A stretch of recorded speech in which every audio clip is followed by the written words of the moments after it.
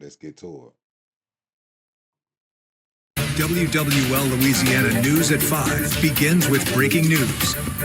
Well, Sheriff Susan Hudson has now provided a full timeline of events as to how the recent mistaken release of an inmate played out minute by minute.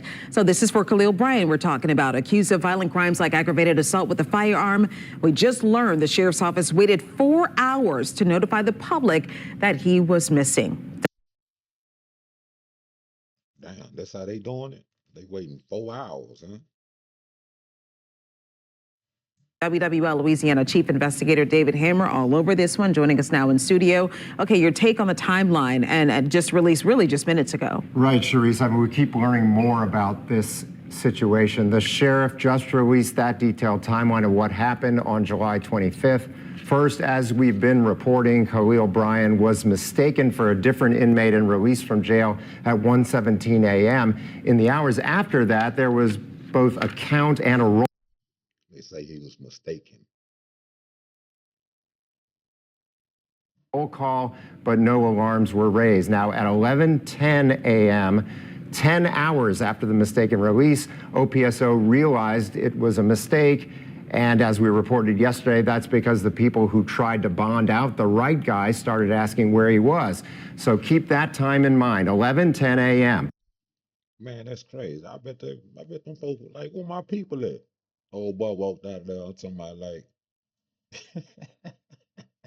that's not my people. That ain't who we was here to bond out.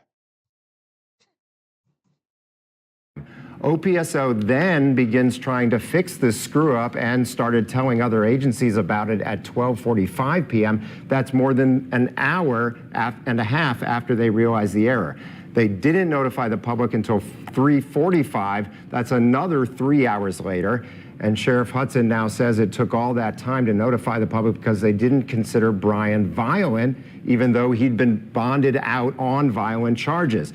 And she said it was because they wanted to work quietly to apprehend him. Now, 2 deputies were fired and 5 more were suspended because of the error. And as we reported, they have a system to verify inmates' identities, including their height and weight.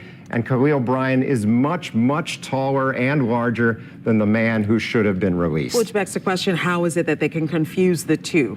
Right, exactly. They have to go through this whole process. They have to have a sign off. They have to check everything, and then that person has to sign off before they can be released.